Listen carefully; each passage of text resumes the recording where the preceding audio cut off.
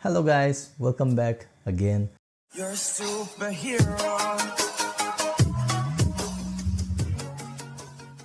Ahanba maktada pumna mokpu panthoibana ikai khumna bu uchari ado ngasi mayam wi jingminagadoriba video sidi Ani Chappi gi Yaoshang paisa na hai yamna kenose paisa thatpagi oidoribra adu yengasi mayam yengdri thaglakpa pung 23 da ngairi aina hujauji rek tawduise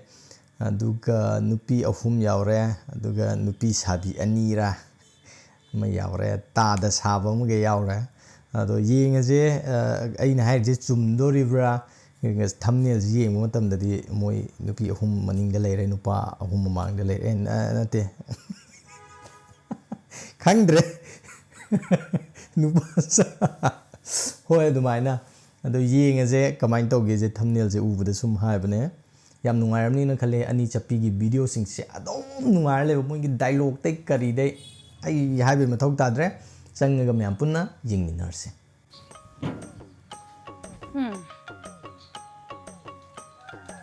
yum je phanayam saramene wa sat loisalage sumaina sum thambadi yaroi amuk leiramdre se kaida leiram kamsa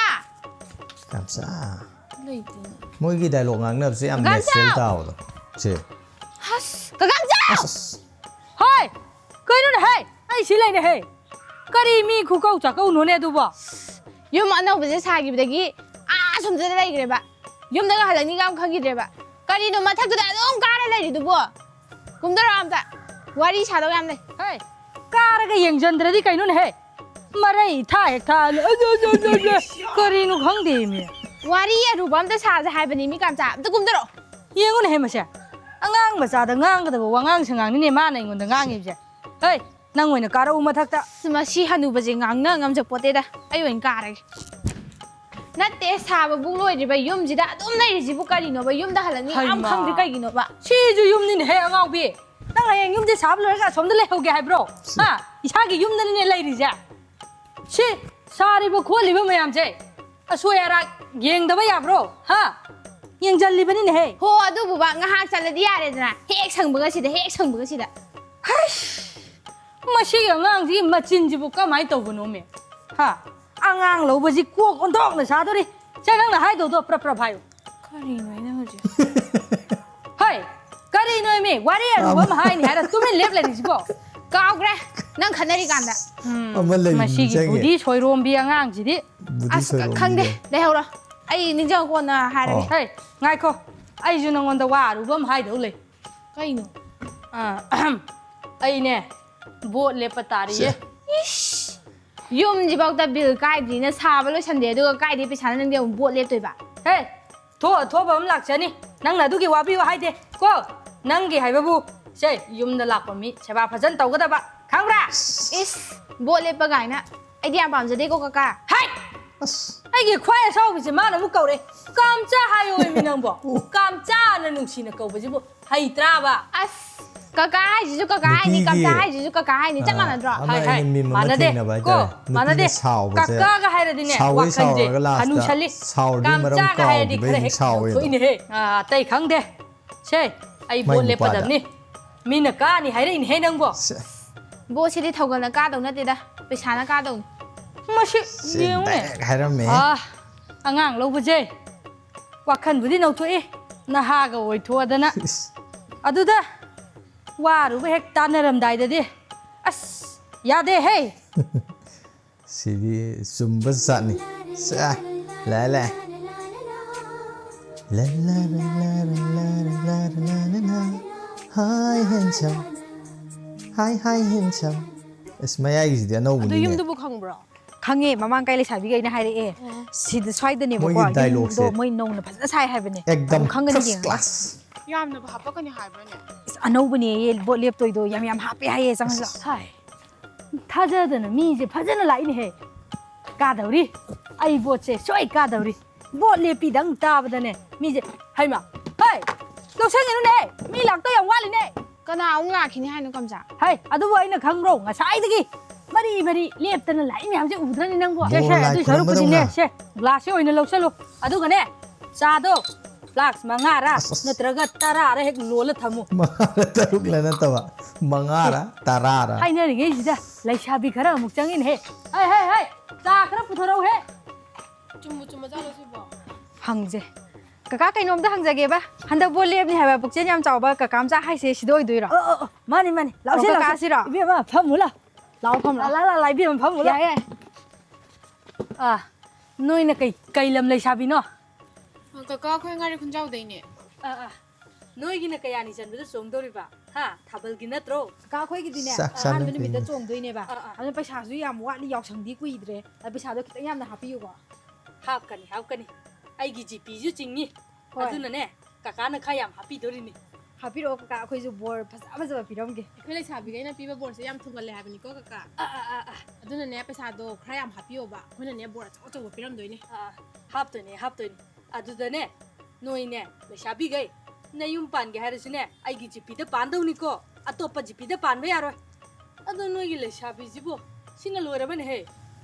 ꯑꯗꯨꯕꯨꯗꯤ ꯂꯩꯁꯥꯕꯤ ꯌꯥꯝ ꯂꯥꯛꯑꯦ ꯑꯩꯈꯣꯏ ꯃꯌꯥꯝ ꯌꯥꯝꯃꯦ ꯒꯥꯔꯤꯗ ꯂꯣꯏ ꯂꯩꯍꯧꯔꯕ ꯑꯩꯈꯣꯏ ꯁꯤꯗ ꯑꯃꯨꯛ ꯂꯣꯏ ꯆꯪꯉꯛ ꯂꯩꯔꯒꯗꯤ ꯊꯦꯡꯉꯅꯤꯅ ꯑꯩꯈꯣꯏ ꯆꯠꯀꯗꯕ ꯃꯐꯝꯁꯦ ꯌꯥꯝ ꯋꯥꯠꯂꯤꯕ ꯀꯨꯏꯅ ꯂꯩꯇꯅꯕ ꯑꯩꯈꯣꯏ ꯍꯨꯝꯇꯪ ꯆꯪꯉꯛꯑꯕ ꯑꯗꯨꯗꯤ ꯃꯆꯤꯟ ꯀꯟꯕ ꯅꯣꯏ ꯈꯔ ꯆꯪꯉꯛꯏ ꯑꯣꯏꯔꯝꯅꯤ ꯁꯦ ꯇꯥꯔꯤꯕꯣ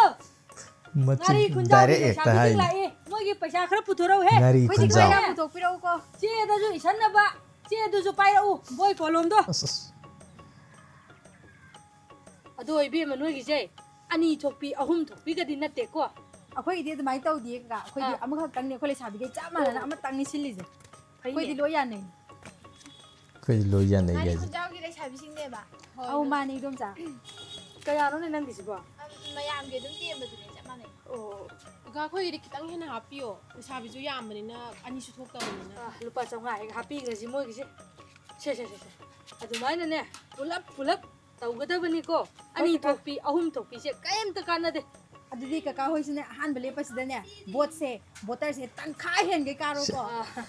ꯀꯥꯔꯒꯦ ꯏꯕꯦꯝ ꯍꯣꯏ ꯃꯌꯥꯝꯒꯤ ꯕꯣꯔꯗꯒꯤꯅꯦ ꯀꯀꯥꯅ ꯃꯌꯥꯝ ꯍꯦꯜꯂ ꯀꯥꯔꯗꯕꯅꯤꯀꯣ ꯍꯣꯏ ꯀꯀꯥ ꯕꯣꯠꯁꯨ ꯀꯥꯖꯔꯣ ꯑꯗꯨꯒ ꯃꯊꯪꯗꯒꯤ ꯂꯨꯄꯥ 10 ꯍꯥꯞꯄꯤꯌꯨꯀꯣ ꯀꯀꯥ ꯀꯥꯕꯨ ꯀꯥꯔꯗꯤꯅꯦ ꯁꯦ 10,000ꯗ ꯅꯠꯇꯦ ꯊꯥꯕꯜ ꯄꯨꯂꯞꯇꯨꯃ ꯀꯀꯥꯅ ꯄꯥꯡꯊꯣꯛꯇꯣꯔꯤꯅꯤꯅꯦ ꯑꯗꯨꯒ ꯊꯥꯕꯜꯗꯨꯗꯅꯦ ꯏꯗꯣꯝꯆꯥ ꯀꯀꯥꯒꯅ ꯃꯀꯣꯛ ꯆꯤꯡꯉꯒ ꯆꯤꯡꯁꯤ ꯆꯣꯡꯊꯔꯦ ꯑꯗꯨꯗꯤ ꯑꯩꯈꯣꯏ ꯆꯠꯂꯨꯔꯒꯦ ꯋꯥꯔꯤꯗꯤ ꯅꯨꯡꯉꯥꯏ ꯑꯗꯨꯗꯤ ꯑꯩꯈꯣꯏ ꯑꯃꯨꯛ ꯂꯩꯍꯧꯔꯦꯀꯣ ꯍꯣꯏ ꯀꯀꯥ ꯂꯩꯍꯧꯔꯒꯦꯀꯣ ꯑꯗꯨꯗꯤ ꯅꯣꯛꯄꯗ ꯋꯥꯔꯦ ꯈꯔꯗꯤ ꯅꯣꯛꯁꯟꯅꯕ ꯇꯥꯔꯦ ꯑꯩꯁꯨ ꯋꯥꯔ ꯄꯣꯠꯅꯤꯅꯦ ꯍꯧꯖꯤꯛꯀꯤ ꯀꯀꯥꯒꯤ ꯅꯨꯄꯤꯗꯣ ꯌꯥꯝ ꯑꯉꯥꯡ ꯃꯥꯟꯗ꯭ꯔꯣ ꯑꯩꯁꯨ ꯈꯜꯂꯝꯃꯤꯅꯦ ꯄꯩꯁꯥ ꯄꯥꯏꯕꯩ ꯂꯩꯁꯜꯂꯛꯏ ꯑꯣꯏꯔꯝꯅꯤꯗ ꯑꯩꯈꯣꯏ ꯒꯣꯜ ꯗꯤꯒꯔ ꯑꯣꯏꯔꯝꯅꯤ ꯂꯩꯖꯥꯠꯂꯤꯅꯤ ꯃꯤꯁꯤꯕꯣ ꯌꯨꯝꯕꯨ ꯀꯅꯥꯝ ꯂꯩꯕ ꯎꯗꯦꯅꯦ ꯇꯥꯃꯣ ꯂꯩꯕ꯭ꯔꯣ ꯏꯅꯝꯃ ꯕꯦꯝꯃ ꯅꯪ ꯂꯥꯏꯔꯥ ꯁꯦ ꯐꯤꯗꯥꯖꯣꯝꯗ ꯂꯦꯡꯁꯜꯂꯨ ꯐꯝꯃꯨ ꯇꯥꯃꯣ ꯑꯩꯕꯨ ꯈꯪꯕꯤꯕ꯭ꯔꯣ ꯈꯪꯉꯤꯅꯦꯍꯦ ꯈꯪꯗꯗꯤ ꯀꯩꯅꯣ ꯈꯪꯉꯤ ꯑꯗꯨꯗꯅꯦ ꯅꯪꯒꯤ ꯃꯤꯡꯗꯣ ꯍꯦꯛ ꯀꯥꯎꯊꯣꯛꯈ꯭ꯔꯕ ꯂꯩꯇꯣꯟꯗꯗꯤ ꯂꯩꯔꯦ ꯍꯥꯏꯕ ꯍꯦꯛ ꯊꯣꯛꯇ꯭ꯔꯕ ꯅꯪꯒꯤ ꯃꯤꯡꯗꯣ ꯑꯝꯇ ꯍꯥꯏꯔꯛꯎ ꯇꯥꯃꯣ ꯑꯩꯒꯤ ꯃꯤꯡꯗꯤ ꯔꯤꯇꯥ ꯍꯥꯏꯕꯅꯦ ꯔꯤꯇꯥ ꯅꯣꯏ ꯁꯩꯖꯥꯡꯒꯤ ꯂꯣꯀꯦꯟꯗꯣ ꯈꯪꯕ꯭ꯔꯥ ꯀꯩꯅꯣ ꯇꯥꯃꯣ ꯑꯩꯗꯤ ꯁꯩꯖꯥꯡꯗ ꯅꯠꯇꯦ ꯁꯃꯨꯈꯣꯛꯇꯩꯅꯦ ꯁꯣꯏꯔꯤꯅꯤꯅꯦꯍꯦ ꯁꯥꯕꯨꯡꯈꯣꯛ ꯍꯥꯏꯒꯦ ꯇꯧꯕ ꯁꯦ ꯁꯥꯕꯨꯡꯈꯣꯛꯀꯤ ꯂꯣꯀꯦꯟꯗꯣ ꯈꯪꯕ꯭ꯔꯣ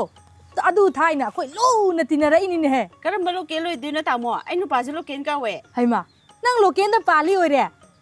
ꯑꯗꯨꯗꯤꯅꯦ ꯅꯪ ꯍꯣꯔꯦꯟ ꯍꯜꯂꯒꯅꯦ ꯂꯣꯀꯦꯟꯗ ꯑꯩꯅ ꯍꯪꯉꯦꯅ ꯈꯔ ꯇꯝꯃꯨ ꯍꯣꯏ ꯇꯥꯃꯣ ꯑꯗꯣ ꯅꯪꯒꯤ ꯀꯩ ꯋꯥꯠꯂꯕ ꯀꯩ ꯂꯩꯔꯦ ꯑꯩꯒꯤ ꯏꯆꯥꯅꯨꯄꯥ ꯑꯇꯣꯝꯕꯗꯣ ꯑꯦꯗꯃꯤꯁꯟ ꯇꯧꯗꯗꯅꯅꯦ ꯁ꯭ꯀꯨꯜꯒꯤ ꯑꯣꯖꯥꯈꯩꯅ ꯇꯥꯟꯊꯣꯛꯀꯅꯦꯅ ꯇꯧ ꯂꯩꯔꯦ ꯑꯗꯨꯒꯅꯦ ꯑꯩꯒꯤ ꯅꯨꯄꯥꯗꯨꯁꯨ ꯅꯥ ꯂꯩꯔꯕ ꯑꯗꯨꯒꯤ ꯇꯥꯃꯣꯗꯩ ꯃꯇꯦꯡ ꯈꯤꯇ ꯍꯥꯏꯒꯦꯅ ꯂꯥꯛꯄꯅꯤꯗ 이게 로켓 나래봐. තවුනි. අදෝ 너희 이문기디네. 아잉곤다 소이버디 야데코 보토. ꯁꯣꯏꯔꯣꯏꯌꯦ ꯇꯥꯃꯣ ꯑꯗꯨꯕꯨꯗꯤꯅꯦ ꯁꯣꯏꯔꯔꯣꯏꯗꯝ 아두니. 따리보. 따브로네 해. 샤. 난 인빌랩투드네. पैसा खरा हापगा पुथोरो अदो माबु करी ओइना ngamdabano ꯇꯥꯃꯣ ꯍꯧꯖꯤꯛꯀꯥꯟꯒꯤ ꯌꯨ ꯊꯛꯄꯒꯤꯅꯦ ꯃꯥꯏ ꯂꯤꯚꯔ ꯍꯥꯏꯕ꯭ꯔꯥ ꯀꯔꯤ ꯑꯗꯨ ꯁꯣꯛꯄꯗꯨꯅꯤ 이헤 타이나디 라이리 깨암 바라킵니 샤 삐유 ꯁꯦꯅ ꯂꯧꯁꯜꯂꯨ ꯑꯁꯤꯁꯤꯅ ꯃꯇꯦꯡ ꯑꯣꯏꯅꯔꯣ ꯌꯥꯝꯗꯕ ꯊꯤꯔꯁꯤ ꯌꯥꯝꯃꯟꯈ꯭ꯔꯦꯗ ꯁꯦ ꯑꯩꯈꯣꯏ ꯌꯨꯝꯗ ꯑꯃꯨꯛꯀꯁꯨ ꯂꯥꯛꯀꯦ ꯑꯗꯨ ꯇꯥꯃꯣ ꯑꯩ ꯑꯃꯨꯛ ꯌꯧꯔꯒꯦ ꯑꯗꯨꯗꯤ ꯍꯣ ꯑꯗꯣ ꯂꯣꯀꯦꯟꯗꯣ ꯑꯩ ꯑꯅꯥꯕ ꯍꯪꯕ ꯂꯥꯛꯀꯅꯤꯅꯅꯦ ꯈꯔ ꯇꯝꯃꯨ ꯍꯣꯏ ꯇꯥꯃꯣ ꯁꯦ ꯑꯗꯨꯒꯅꯦ ꯑꯩꯈꯣꯏꯒꯤ ꯌꯨꯝ ꯁꯥꯕꯒꯁꯦ ꯂꯣꯏꯔꯒꯅꯦ ꯁꯪꯒꯥꯕꯗꯣ ꯅꯣꯏꯁꯨ ꯂꯣꯏ ꯌꯥꯎꯒꯗꯕꯅꯤꯀꯣ ꯁ꯭ꯋꯥꯏꯗ ꯁꯨꯝ ꯐꯝꯃꯅ ꯐꯗꯣꯏꯔꯥ ꯈꯪꯗꯦ imung amuk chang mapan amuk thok yam ware ai อดูง่ายคนเนี่ยไอ้เงี้ยใช่ดิอีมุงจะตายนี่นั่งแกมจีน่ะบ้าสมุนพกตีโลเกนให้จิบุก็น่าโนไอ้ดิขังดีน่ะ hey khangdi kana khangdoi no mapa chana ram bai wani ai ju pa hai jali bai du ni khang ba sari ba adu di moi je kharau jai dana bo to ai ngonda pining ni dana du er bi ให้ได้ฮันูบันนั่งยามให้ hey hanu bai kana ba khara ju lau dradi kainu he hanu ra ka sumpang le di karai dagi mirak tindo re sas lai he ani do la nu pa waram dre nu pi waram me yam chaw na sa dra sin ni mai na bot ka le pa ija sa kram lo ya ni hoi adu kai no yum ji bu khola wai kai wai ni bom ta lai ta ma ni sa ba lo de be ni mong de le ni kauri ing ji khola tamo ไก่หนูเอาขึ้นไก่ช่วยดรอกะของตรงนั้นดรอ hai ma kau thei kaka kam chau sus kam chau yok sang paisa le sa bi yok sang paisa khai ba la i ye somda le shabi jing phan muk chong dharak ta na le shabi ran mai pi ma ki bu ki re da kam sa som le lo som ni se ta phau san gar si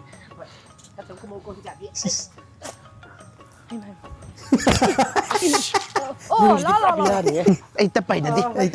di somda la ka hoi yum ji asom da ni na hai ra na som chau ra cha noi na kai lam le shabi no งาดีคุณเจ้าเดี๋ยวนี้ก็ได้ ngari kunja ha ngari khunjao au ma ngari kunja di ngarang da la ngari mi da khunjao di nga sai na lo green he bi ma lo gre ba kaka adu moi na de ani thok te ju haira mi ne paisa ju he na hap khre ai di อังงสวยหนาวที่ต้องแกงเงินมีอยู่นี่มวยเลยผมถูกไปเรากี่ให้ดินะอันนี้ถูกกี่ก็ใช้ลำดันมวยเทียนเราผมแต่ผมถึงอยู่คุยดูสิชาวบ้านเนี่ยสิดิอันนี้ถูกกี่ต้องให้ดิสุไก่อะคุยนี่เฮ้ข้างในที่กินกับซีบ้าเดี๋ยวยังว่าอะคุยทำอันนี้ถูกนั่นจงแต่แบบกันเดียวกี่ไอ้แต่ครั้งดิปีกปีไก่ด้วยไปเฮ็ดหลังเดียว ya le bi ma si noi gi ne apam tok pa do happy ra ge adu noi gi le shabi ji bu ani khak lai ji bu ka mai tok bu no ช่องยิงนี่ได้ไอ้ดิอังงช่วยนาวจริงก็มีแค่ชิดนี่วะอะคุยมีอันนี้ดังละอีสิบุดีมาตามหาเลยจีนั่นเนี่ยก็กะอาสมเดมวยคราจังหูเด็กแล้วก็สิดาอะคุยนี่จังอ่ะบ่ noi na ngari khunjao kai le kai ก็คุยกินนะงาดีคุณเจ้าใส่เดี๋ยวเลย oh pare adu noi gi je mathang ama muk ka di la roi ko ลารอยดากะอะคุยอันนี้เขาแต่นี่ทกปะอะคุยกะมวยกะอันนี้เขาแต่นี่บะหุสิกิอังช่วยนาวแต่นี่เลยซาบิซุยามดะเนี่ย คุยจิกโตใช่ไหมเหรอ อะคุยนี่เลยซาบิซุบะอีทำไมยามีบะถ้าจะเดินกันเนี่ยกะทับเยิงบลักอยู่อะคุยทับมีคุยยามเนี่ยมวยอันนี้หุ่นคัดจงนี่ช่วยนาวอ่ะ oh pare shai le shabi kai lai am ta thora he adu kai noi bi ma noi bu le shabi ni ju hai ma sam mana ga je ipa phara da na ku chu ku meng ga je kare ni he thabal chongi ne na tho ga ne makeup to ru jun na mai do makeup nap toi mandri me pakhang na ga am ta pai ni ngaroi khara ke yu ko กะสวยตัวนี้นะคุยจะหันดังนั้น last ที่โอ้ยตรงมาเลยคุยน่าทำมันซินด้วยสิคุยจะคาราจูเสียงนะฮะเนี่ยคาราดิลีก็กะลิซ่าเลยไปสินะ koi ga hore ba ตาเนี่ยคุยจะมาจุเนี่ยไทยเนี่ยอยากภาษาอังกฤษปุ่นนี่ฟิกเกอร์ก็จะคุดตามตัวเลยนี่2016กี่เนี่ย Miss Manipur กี่ second runner up ก็ตาอีนี่ข้างบนกะ Shibo Mr. Manipur ga din na te ko Shibo si na pagi tau bani hai na buta draban he anta thorau ne lai shabi jing lai ja piu คุยไอ้หนุ่มนี่หลักใจดีแบบอยากฉันที่ทำมันจงอย่างนี้ เจ้าน่ะสินบังกับบ่อยจังกี่ตุ้มจ้ะ เฮ้ยน้อยกินแต่อันนี้จำเป็นต้องด้วยเนาะ คุยกี่ดีแต่ลูกนี่จันเป็นตัวนี้จงอย่างนี้ น้อยผู้ยาวชมมันนึงก็ต้องหัวยาบรอเราสิยาวชมเลยก็ดีอันมุกที่งี้ก็โคตรเลยก็จงพันเจ้าเลยจะนี่ อีตุ้มจ้ะคุยกี่โดอยากสมมุติตัวดิเนี่ยยามพังซะนะเป็นปั๊มตลาดเดียวโอ้ยอยากสมมุติตัวดิ อะโดจงพลังเดินจะใกล้สกายดีเดี๋ยวจังจ้ะก็เอ็นตัวเลยไอ้ mani yai kau chang thabal sin gai sil ra ga pakhang lam ta lak pi dra di kadai dei nungai ni natra sil le ju tok pa ai de chung ba sa pi da da ne ma ju sau i he ข้างงี้จะเศร้าอีกนะจังจ้ะ sau ri ni ก็โดจะเอมิลีก็เล็บตัวนั้นเนี่ยเอมิลีก็จะกาดนะไอ้ปลาลูก pare kara ge เฮ้ย i cha sing myam gi bo da ge อะตุกะกะเอมิเลก็ต้องไอ้การกันเนี่ย Prime Minister ก็ จะได้สิเราดิ kai no ne กาจะเล็กก็อีต้องจะ prime minister บดกาจะร้อง ꯌꯥꯏꯌꯦ ꯉꯁꯤꯒꯤ ꯅꯣꯡꯃꯗ ꯆꯠꯂꯤ ꯄꯩꯁꯥꯁꯦ ꯌꯦꯡꯉꯨ ꯍꯥꯏꯕ ꯕꯣꯠꯁꯨ ꯋꯥꯠꯂꯤ ꯑꯩꯈꯣꯏ ꯃꯨꯠꯄ ꯇꯥꯔꯦ ꯄꯩꯁꯥꯒ ꯂꯥꯏꯔꯤ ꯑꯩꯕꯨ ꯋꯥꯟꯗꯔꯛꯇꯣꯔꯕ ꯀꯩꯅꯣꯝ ꯇꯧꯔꯤꯅꯦꯍꯦ ꯉꯁꯥꯏꯗꯒꯤ ꯃꯤ ꯂꯥꯛꯄꯁꯦ ꯁꯨꯡꯂꯦꯞ ꯍꯦꯛ ꯂꯦꯞꯇꯦꯕ ꯋꯥꯔꯦ ꯑꯩ ꯉꯥꯏꯍꯥꯛꯇ ꯄꯣꯊꯥꯍꯧꯔꯨꯈꯤꯒꯦ ꯅꯪꯁꯨꯅꯦ ꯀꯀꯥꯗ ꯆꯥꯛ ꯂꯩꯔꯝꯅꯤꯅ ꯏꯟꯖꯥꯡꯒꯗꯣ ꯌꯥꯔꯦ ꯆꯝꯐꯨꯠꯂ ꯀꯩꯅꯣꯝ ꯐꯨꯠꯆꯜꯂꯨ ꯀꯀꯥ ꯃꯣꯔꯣꯛ kaka akwai ani chapi club ki member kai ne ꯆꯞꯄꯤ ꯀ꯭ꯂꯕ nising biribo ला इबुꯡ ओजा ला खंगी खंगी nising am gini khange ba kaka na ai hai bro kaka di memory am phabne na mukchen am chawbne memory kaka akwai gine ꯒꯤꯅꯤꯅꯦ football tournament ama sinje na aina hape hobdok tagi nising biribo ha ओ खंगी ai kaka da amuk tang ga remind tawjage ai ani chapi club ki raju secretary aduga mana yani ai hai kaka aina ne president nauta aduga kaka aina cashier nauton हो ꯌꯥꯅꯤ ꯌꯥꯔꯒꯦ हाइबनु नोइबो अमुक्ता हाइरो ꯌꯥꯏꯌꯦ akwai ꯗꯥꯏꯂꯣꯒꯁꯦ ani chapi club na football tournament je manipur open oina ne chauna singe na khali MLA na kaino akwai gi winner gi prize se pangani aduga runner gi prize ne kaka na ngambiro कयानो yamdida kaka 80,000 khakta ne ha इबुंगा सुमाइन तौरजी ककाना ने अंगम खरा हापअगे को kaka angamba haise ka लिसिंग मरीरा मंगारा आइना ngamba तौरागे as akwai khallu riga कैदौबो इबुंगा kaisuna te da ka kaka di bot se soidana zukani akwai ji loi tien doine akwai loi tien gani aduga hayeng kara kandane kaka ne chaw hek pangthok biro ए अदुगिदिने नोय म्यामना चेलगने ककाना कारब मतुंगदा से winner जो तौनी अदगी runner जो ककाना पांगनी यारे को yae kaka adudi kaka invitation do yohanjarage akwai muk thokrage ओ फरे thogi kaka आई सुम लेहौरे को मम्मा बनिना लाक्ति लारोइदा तारिबो नंगु चाक का थोंगरोइद्रने हे takhrobo चखरे तैदि लाक्तो Mandrem मम्मा बनिना ꯑꯗꯨꯗꯤ ꯊꯣꯡꯅꯕ ꯇꯧꯔꯒꯦ हो जांगदो अचम्बा मा हेक्ता थोंजलो ꯍꯣꯏ यारे ख्वांगसे कइनोम तौरेदा नाक्ता तिंगथोके Kaka, Nice. ako'y Yaoshang pesa kaya wala iye. 이데 아이 무엇가 레퍼로이지라 칸데다 오 로엘 BTS boat ꯀ ꯂꯦꯞꯄꯔꯣꯏꯁꯤꯔ ꯈꯪꯗꯦ hoi kaka 1, 2, go. hoi kaka mathang ako nongning yamna bot su karaga eh 1, 2, go. kani ta mo adi sam ama 1, 2, go. kani ta mo adi saijang dini sam ama ai siasi ni bi ai tu chi chi gi saruk tara ai saro sare kai 1, 2, go. kani ta mo adi saijang dini ti ama sido choi lai ri ni yang tu chumme Ay, sayang na hindi siya bukog. 1, 2, go. inda haina de aije Macanupi na. Mama da inaw ko ka ba? Oo. Sinje. ꯃꯃꯥ ꯃꯆꯥꯅꯤꯅꯦ Macanupi se hay na dre. Hay na dre su. Hay ba tare? Se. anu lai ro ni na yo Ano ba tayo se? ꯑꯩꯅ ꯉꯁꯥꯏ ꯈꯜꯂꯦꯕ Ayam da ba tira nu. Yum da su ne. Tam kam cha ako'y ni mong laki. Sige des sina na mo. 1, 2, go. So yare me yare. mema nokon 사블로 드베 오니 망우들레 뭐니 거리행지 Tamo! Milay bro.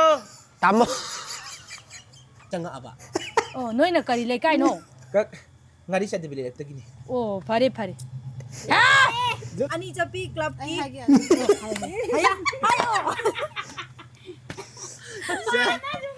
Se turo. Mam ganyan pa siya. 1, 2, go. 1, 2, go. aduga mana akwai ani chapi club hai ki yan oh Mam ganyan na. agonda no duro om na puro Ay ko sa ay ge. Ay na president nok cha. mi bole pa kakawari 1, 2, go. aduga mana ani chapi club hai ki yan oh hai kaka ina president nau ꯃꯌꯥꯝ ꯄꯨꯟꯅ ꯑꯅꯤ ꯆꯞꯄꯤꯒꯤ video yaoshang paisa yengminakre yam nungai yengba matamda adu story sisu yam phajana pure adu sida yam phaja wahai yaure akhoi di yamna nokning na taba akhoi tabda di yam nokning ba aduga yam khanjalu da crime minister go oiroga na habi wahai season re je sije kitang khandani ngai oi hai tare akhoi na vote lepa matamda crime minister oirakadaba prime na tego crime haba crime minister oirakadaba mising vote thagat kumse na hairne moi gije message se macha na piri je adagi vote lepa matamda mi mayam amagi technique hai tare mi je mi khon bagi technique se asida moi ne yam line adum udli akhoi ju loi khangnei ngak tani si je adugi lang ju da akhoi je adum thuraga paisa phang matungda adum kai hani paisa yam yen basida vote lepada paisa na akhoi gi ngasai gi kari han bada sumaina habda mai nu piduna kainona tawgadaba nate vote thawgalona lepkadaba nate paisana lepkadabani paisana kagadabani gana hairaiba sigumba jingse ekhoi khanjanba mathau tare na kaljari sida yam phajana utle moina vote kari tawba adu ekhoina mu vote lepiba mi jingdudagi paisa lokthokpa chathokpa adugumba mayam tawba jisu khara lepa phaina khalle niyom chumna vote lephalaga niyom chumna ꯑꯩꯈꯣꯏꯒꯤ ꯃꯤꯍꯨꯠ ꯈꯟꯕꯗꯨꯅ ꯈ꯭ꯋꯥꯏꯗꯒꯤ ꯐꯩꯌꯦꯅ ꯈꯜꯂꯦ ꯅꯠꯇ ꯇꯥꯔꯒꯗꯤ ꯍꯧꯖꯤꯛ ꯂꯩꯔꯤꯕ ꯐꯤꯕꯝꯁꯤꯗ ꯍꯦꯟꯅ ꯁꯥꯊꯤꯕ ꯃꯌꯥꯝ ꯑꯃ ꯊꯣꯛꯂꯛꯈꯤꯅꯤ ꯍꯥꯏꯕꯁꯦ ꯊꯝꯖꯔꯒ ꯉꯁꯤꯒꯤ ꯑꯣꯏꯅꯗꯤ ꯚꯤꯗꯤꯑꯣꯁꯦ ꯃꯇꯥꯡ ꯁ꯭ꯋꯥꯏꯗ ꯂꯣꯏꯁꯤꯟꯖꯔꯤ ꯃꯊꯪꯒꯤ ꯚꯤꯗꯤꯑꯣꯗ ꯃꯌꯥꯝ ꯄꯨꯟꯅ ꯊꯦꯡꯅꯔꯁꯤ ꯄꯨꯝꯅꯃꯛꯄꯨ ꯄꯥꯟꯊꯣꯏꯕꯅ ꯑꯃꯨꯛꯀ ꯍꯟꯅ ꯈꯨꯔꯨꯝꯖꯔꯤ ꯕꯥꯏ ꯒꯥꯏꯁ